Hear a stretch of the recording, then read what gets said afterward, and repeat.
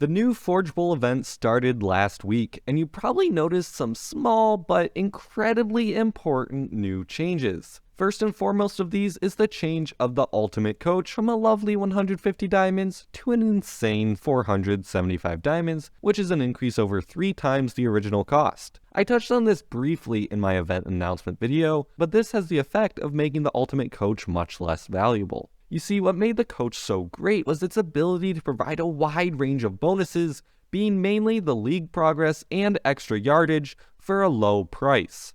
However, with this price being increased so much, it's at a point where I can't tell you all with a straight face that this coach is worth it. You'd be much better off saving your diamonds for an event where you could actually get extra daily specials or more prizes, rather than spending those diamonds to increase your chances of a fully leveled pergola. I do believe that it should be possible to get a fully leveled pergola without spending diamonds, but it all comes down to whether or not you can actually place in Bronze League to get the extra upgrade kit. As I mentioned in my announcement video, the best way to ensure this is to save up all of your footballs, choose the progress coach to get extra yards, and lastly, pick the cheapest football per yard players, shown in this chart, with the best at the top. It might be a little bit more difficult if you're in a world with lots of active players, so be sure to spend your footballs wisely. If you do want to spend diamonds on the Ultimate Coach to try to lock in your Pizzeria or Bistro, the same strategy of going for the best football per yard players still applies. If you want to purchase the Diamond Coach on multiple worlds, the cost can add up very fast,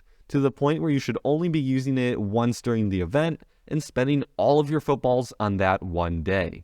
In fact, I would go so far as to say that for this event, you really don't need to purchase the Ultimate Coach unless you also plan on purchasing extra event currency to get multiple pergolas or several of the daily specials. I'd rather save my diamonds personally, but I think it's just too expensive for what it is. On the topic of things being too expensive for what they are, let's skip straight to the event pass.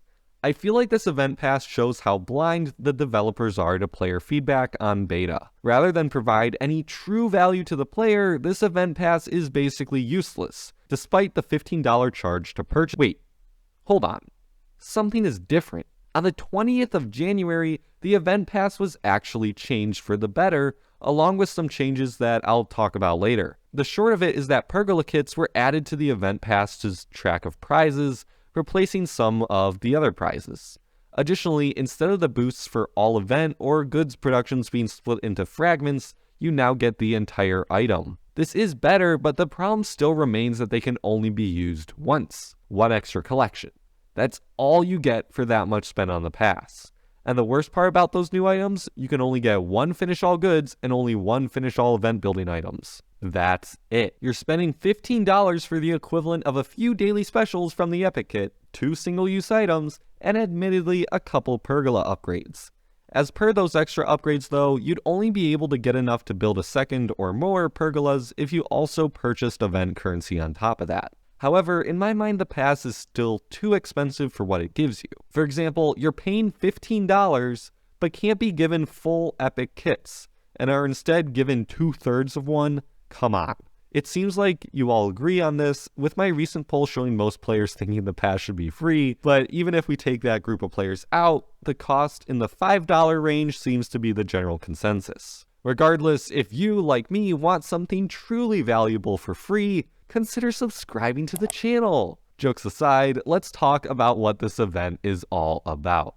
The Pergola. While they are definitely on the bigger side, taking up a 5x4 space, they provide a lot of awesome features. The best part? They both just got buffed with the January 20th update. The Pizzeria now provides up to 6 forge points instead of the original 3, and the Bistro now provides an extra 5 goods for a total of 15.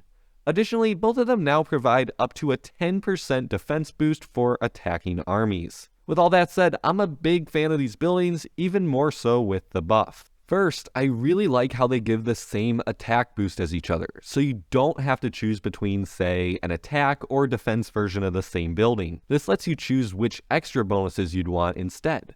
The Pizzeria is great if you negotiate a lot, with 30 goods from your age as well as up to 30 goods from the previous age, or up to 3 goods produced per tile, which is unheard of. And on top of that, you get store building kits, which are useful, but in my opinion aren't something that I would pick this building for specifically. Then there's the Bistro, which gives you an extra 6 forge points over the Pizzeria for a total of 12, and most importantly, gives you fragments of a 1-up kit, which is incredibly useful to build up 1-up kits for when you age up or when you want to bring past buildings up to your current age. As for the question of which of the pergolas I am going to be building, I think I'm going to be targeting the Pizzeria for both my main city and also my tiny town. It's been a while since I've seen an event building with supplies, a lot of goods, and a normal size that I can probably squeeze into my tiny town, and this one even has some attack boosts. As for why I'm going for more goods on my main city, I actually want the previous age goods from this building.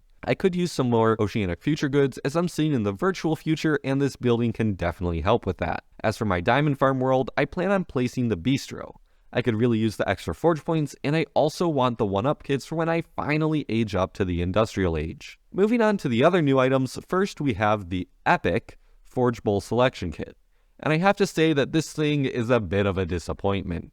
It takes more effort to assemble one of these kits than it would be to actually just get the item that you want the kit for. It looks like you can get 10 fragments of this kit from the daily specials, and that's just dumb.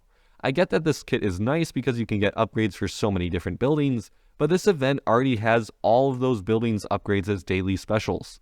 Since this kit takes 15 fragments to assemble and you're only getting 10 of them per daily special win, you need to win this kit 3 times to assemble only 2 daily specials when you could have just won an extra special instead. I honestly have no idea why you would want to win this other than that it is supposedly confirmed as the last daily special of the event. Then come the new boosts for goods and event buildings, which are actually pretty interesting for single-use items. I can't see myself going for these prizes as a daily special. They'd be nice to win, don't get me wrong, but they aren't a prize that I would seek out. For example, the goods boost item would be really helpful only at the start of the game, as most higher level players don't have many, if any, goods buildings. I think it might have been a better option for the pergolas to give fragments of these items rather than store buildings or 1-up kits, with the goods boost going to the Pizzeria and the event building one going to the Bistro. I feel like this would fit with both of their buildings boosts a lot better, but I doubt that the change is going to be made now. Overall, my view of these boost items is that they're like a better version of supply rushes. Whenever you need to complete a quest quickly, you can whip one of these out to do so. I don't see myself using them for really any other reason. I do have to give credit to Inno though for introducing new items. I definitely appreciate having these as options for prizes instead of a building or a reward that would just go to the antique dealer instead. And I really hope that we keep seeing new ideas for items that can make the game just that much more interesting.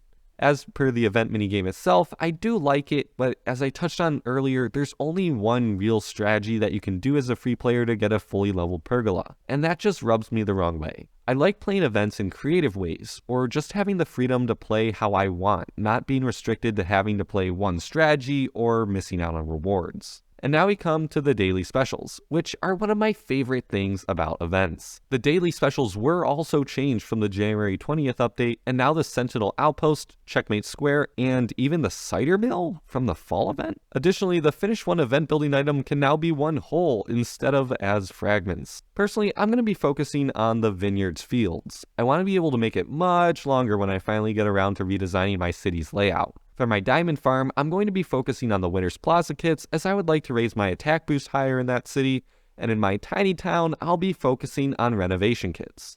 You can never have enough of them, and I feel like I'm always running out. But let me know which daily specials that you're excited about. And this event's portraits aren't too bad, but I'm really not a fan of how 4 of the 6 portraits are locked behind a paywall, with one being only available in the Gold League and the other 3 only available from the event pass. Regardless, I've been sticking with the librarian portrait for years now, so I don't see myself changing it anytime soon.